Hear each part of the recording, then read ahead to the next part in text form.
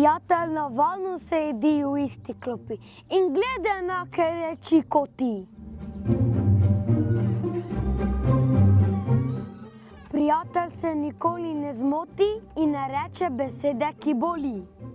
Prijatelj je tisti, ki čaka, ko vse drugo zbeži.